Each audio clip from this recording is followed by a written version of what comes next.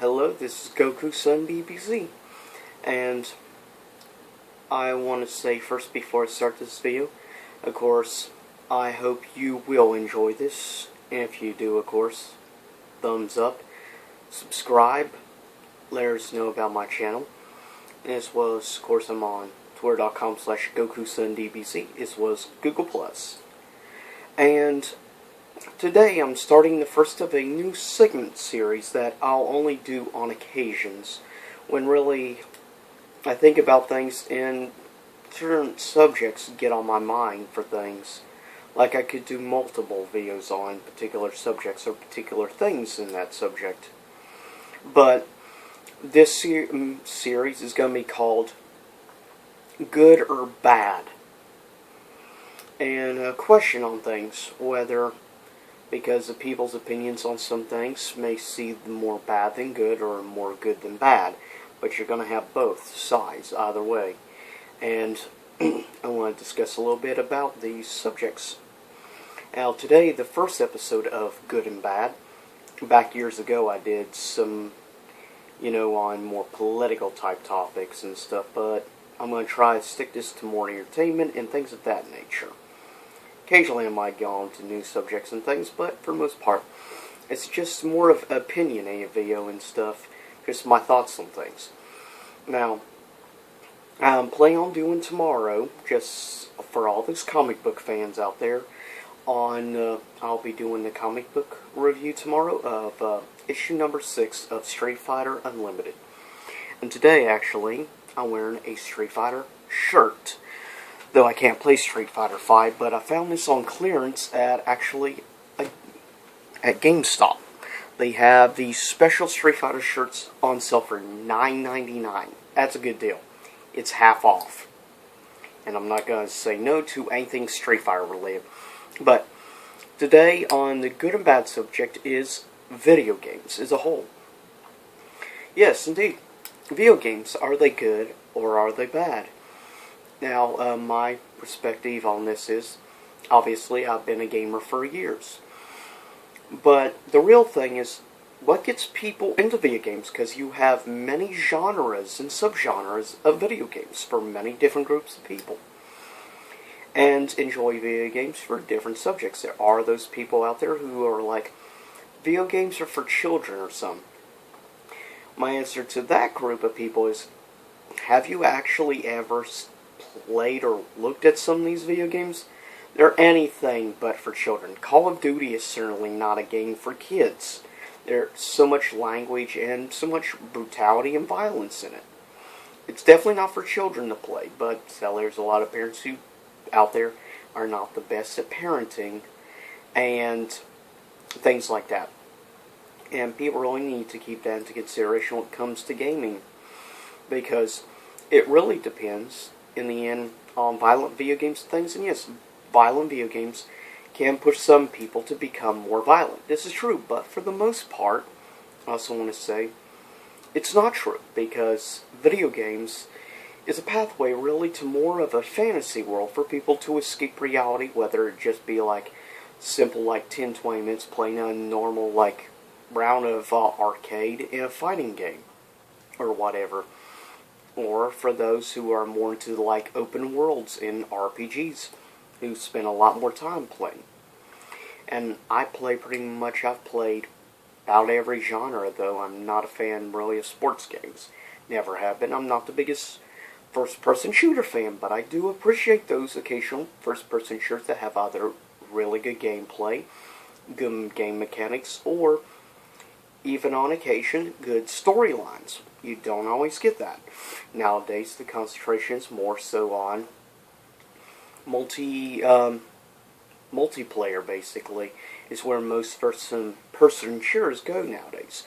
But you will have those special occasional games, such as Wolfenstein: The New Order, which concentrates more so on the single-player aspect rather than the multiplayer aspect, which I find refreshing. The storyline of the alternate reality is interesting too. But really, what is the good side and the bad side to video games as a whole? One area is On the negative side, yes, there's many violent video games that push people sometimes to do violent things, but a lot of times those are people with already really bad violent tendencies in their nature.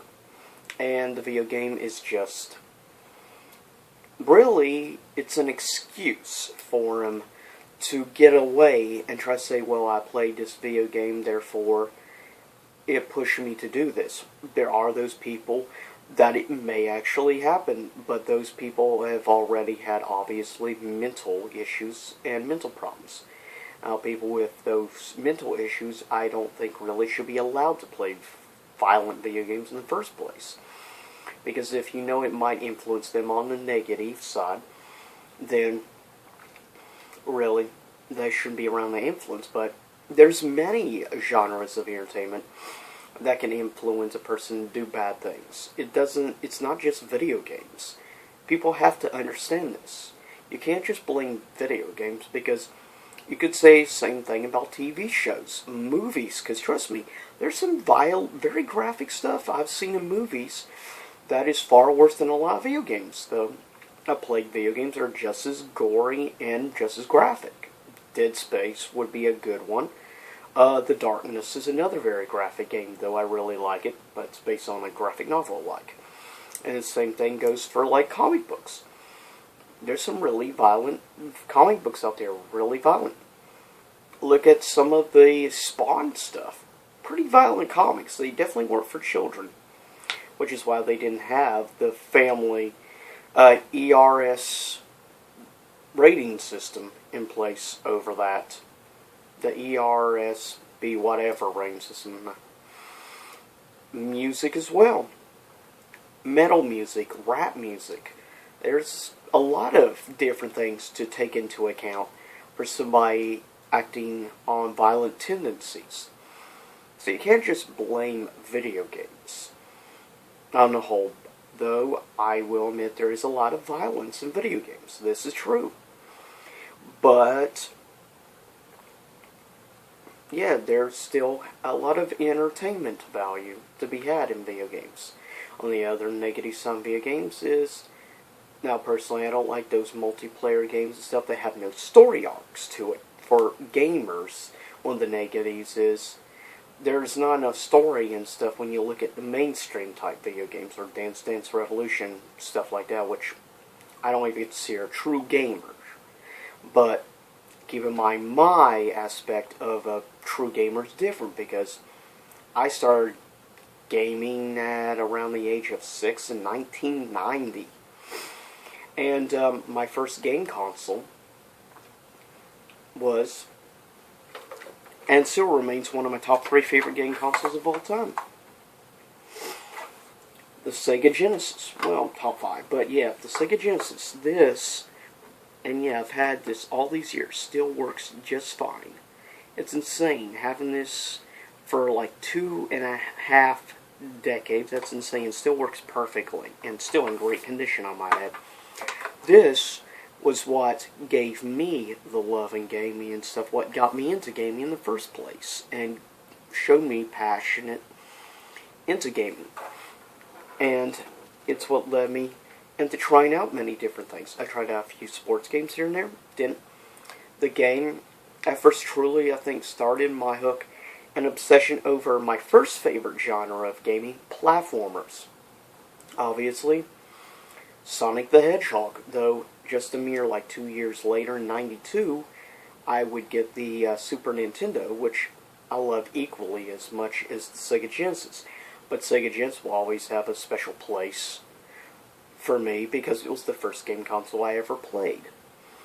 But Sega Genesis had Super Nintendo had the first game I became super obsessed over. And yeah, I'm going to show you a few things here and there.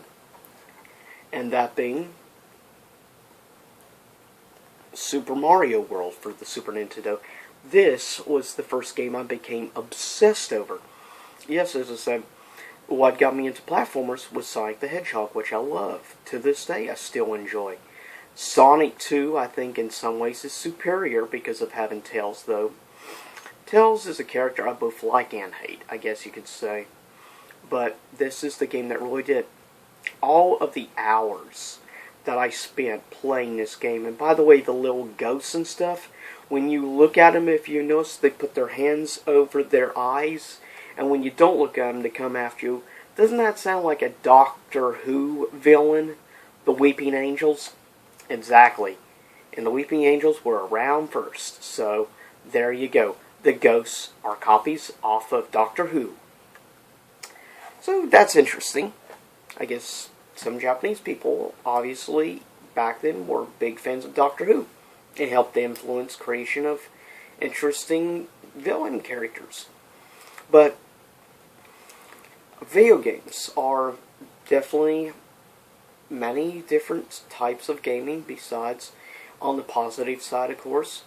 Gaming is great because of, like, for instance, it can inspire you to become an artist, a voice actor, or to design and develop games yourself.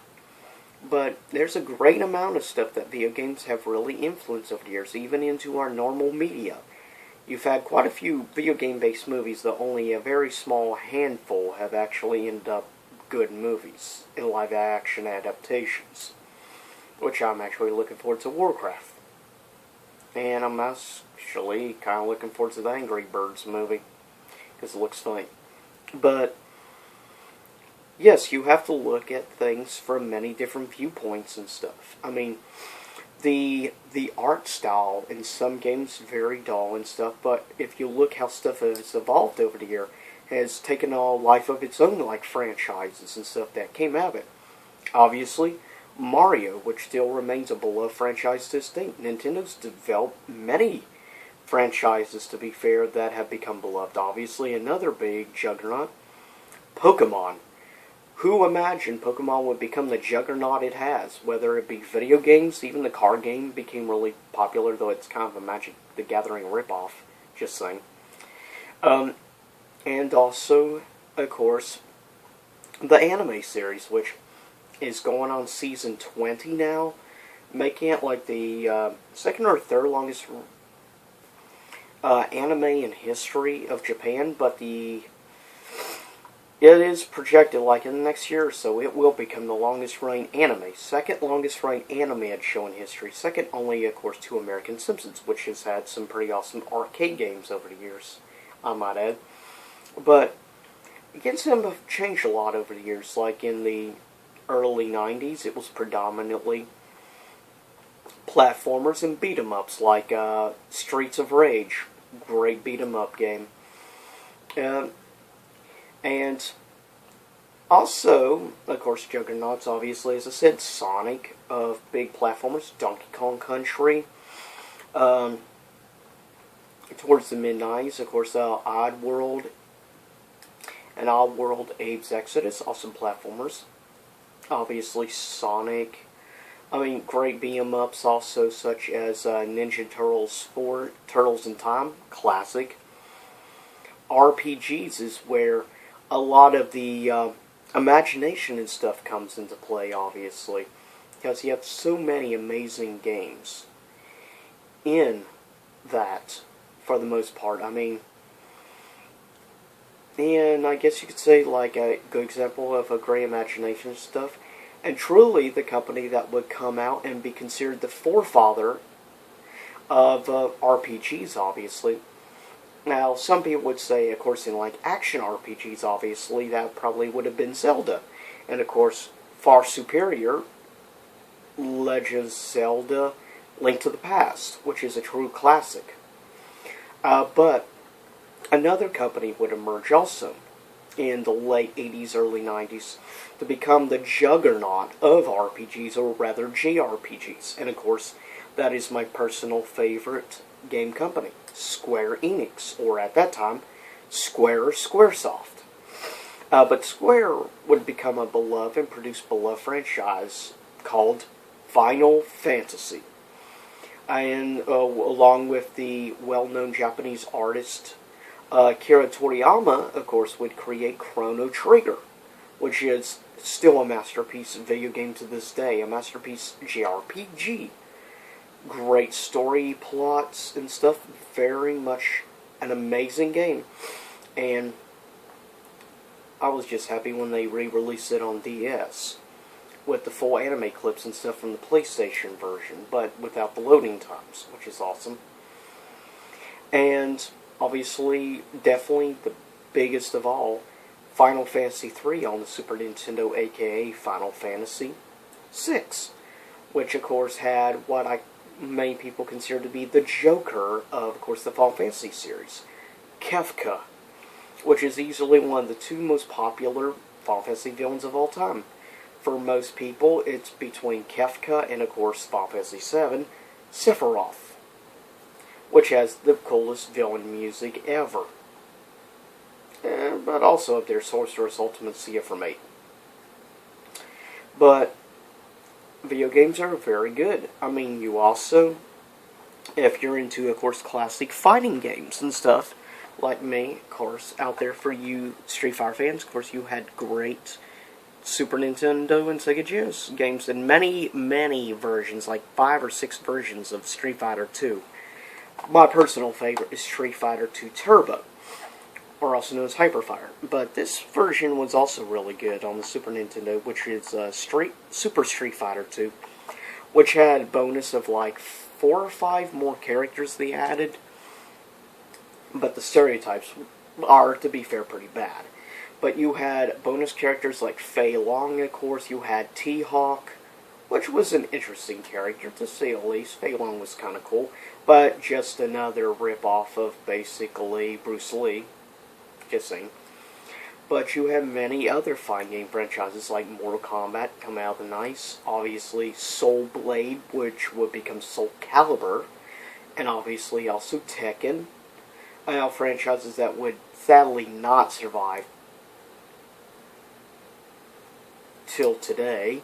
Franchises like, well, a few like Bloody Roar, or, of course, other fighting game franchises that also did not survive, such as Battle Ran Toshinden, Bushido Blade, which was awesome, and many others, and of course a few others that would survive, though sadly partially on fan service, like Dead or Alive, though Dead or Alive has some of the best game mechanics of any fighting game ever, hands down. It's just sad it has to be overviewed by all of the flaunting and stuff of the scantily clad female characters in the games. And that's kind of become one of the big things with the games also, is the selection of costumes. Heck, they even have DLC now of all these bonus character costumes and stuff, DLC for Dead or Alive 5 Final Round, and it's like $100 for all the costumes. Seriously, that's just insane, really. Yeah, I love Dead or Alive series for the games. I love the game mechanics. I love a lot of the characters are awesome. In particular, Ryu Hayabusa, of course. Though Ione's kind of cool, and I like Kasumi. I love the ninjutsu style of fighting that they use. Is actually really cool. They produce some interesting bosses like Overkill Boss Alpha 152 and many others. But now that's another thing on the negative side of video games. There's a lot of fan service of nowadays. It used to be just the blood and gore. Nowadays, on the negative side, lots and lots of fan service. Now, it's not a big deal in Japan because Japanese culture is way more open and stuff, you know, sexually speaking, because what we call hentai here in America, which is rated 18 and up in America, is like 14 or 15 and up in Japan. So yeah, normal teenagers and stuff can buy hentai over there. It's no big deal for hentai yaoi or yuri or furry, whatever crap. But the point is, it's sad really, that America supposedly is all about like being completely open sexually and stuff about who you are sexually, whether you be, of course, straight, gay, bi, pansexual, which some of you probably have never heard of that. But the point is this, that, yeah, at the same time, we're all about, like, censorship of video games and stuff. I may not like things like the stupid extreme beach volleyball crap, which really makes no sense at all. Shouldn't even have Dead or Alive name on. But it's no right to go out there and bash, like is, I mean, Dead or Alive Extreme 3 never was officially released in normal game stores and stuff in America. What was it that stopped the Japanese company from releasing it over here? Who else? The feminists were the ones. As I said, I may not agree with the games myself, but that's no reason to discourage people who actually do enjoy it, because guess what? One of my friends, which actually loves the Dead or Alive Extreme Beach Volleyball games, he's gay. He doesn't like girls whatsoever. But he actually enjoys the game for some reason, because he loves collecting the costumes and everything. He's all about that kind of stuff. And, frankly, that I want to say is that for some reason, the PC warriors just can't seem to keep their yappers shut. But the same thing goes for the radical conservatives as well. I try to stick with a more neutral, moderate perspective on things. I try to stay out of the left and right bashing back and forth, and I'm sorry, involving any sort of politics stuff, which I'm trying to avoid in my videos. But that's just how I feel. With that said, like of other games, like becoming iconic now, and it all started with this game. And of course that being, obviously, the Super Smash Bros. Games. It all started with this one, on the N64. Incredible, and you've had many evolutions over the years. Incredible, awesome games today with great art styles and stuff like this one. Sunset Overdrive, which is awesome. Now, sadly, there's many great games and stuff you can't find here in America, like this, released in HD for the PS3, which is called Vampire Chronicles, or rather Vampire Resurrection. Now, others know this is, of course, the Darkstalker series, as you see Morgan on the cover. And yes, I wanted this game, but guess what? It was never released in America, as you can see with the Japanese text on the back. That's right, I had to order this through Amazon from Japan, just so I could play it, because for some reason there just was a high enough demand to make an English translation of the game, but most of the in-game stuff is available in English, surprisingly. Only selected games do that, but it's sad that so many great games are never released here in America. I mean, it's insane how many Vita games there are not in America. We have some good games for the PlayStation Vita over here. We have probably right now a library of like maybe 40 games or so, which isn't bad, but in Japan they already have over 100 some games. They have like already 3 or 4 different freaking Gundam games. And we don't have a single Gundam game. What the crap? Of course, on the other side, as I said, violent and stuff negative that aren't really for children. Though I played this when I was a teenager. Very violent, very creepy. But these, of course, would be games that would become two juggernauts. The one would go more towards the direction of, say, Call of Duty, Medal of Honor, and yeah, a lot of you first-person shooters of nowadays have probably never even played a Medal of Honor game. Basically, Call of Duty is a complete rip-off of Medal of Honor, and if you don't believe me, look it up. Medal of Honor Rising Sun, which is probably considered to be one of the best first-person shooters of all time. In fact, it's the best-selling first-person shooter ever in Japan. And it's a World War II game that takes place about invading Japan and killing Japanese people. And interestingly, it's #1 selling first-person shooter ever in Japan. Yeah, that makes me scratch my head. I can't figure that one out. But, yeah, so many great games. Like this one, which is a true classic, now, for the original PlayStation. Started the Juggernaut series from Konami, which they've now basically completely rejected. Which is a pride and joy of Hiro Kojima. Of course, Kojima also would create the Metal Gear Solid series as well. 2 Juggernaut franchises. Sadly, Metal Gear Solid continues while this series gets completely ignored now. Silent Hill is an incredible game, and so much puzzle solving and stuff, very violent and creepy. But the cool part is it takes place in a town called Silent Hill, West Virginia. As you know by now, I live in West Virginia, so I found that cool, though the county was made up and everything. But there is a real place called Silent Hill, West Virginia. It's located in the eastern panhandle of the state, in case any of you are interested to know. But, of course, this has been video games, good or bad. I've tried to show a little bit of the positives and negatives on both sides, and I hope you all out there actually liked my first good and bad. Leave a comment, tell me if you'd like me to do any future good and bads on video games, like maybe do ones on in particular game companies or game genres.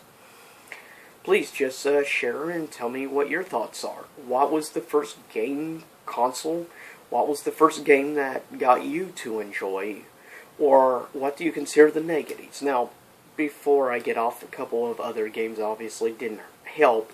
The image of video games, obviously, on the violence area are games that were barred from many countries, like Roadkill, and one particular one that ended up getting outlawed in America here, called Manhunt. Or rather, Manhunt 2 was the one that really, because basically you're a serial killer and you're killing cops and stuff. Yeah.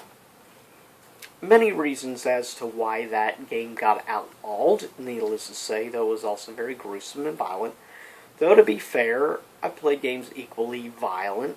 I mean, the Silent Hill games are not exactly children games.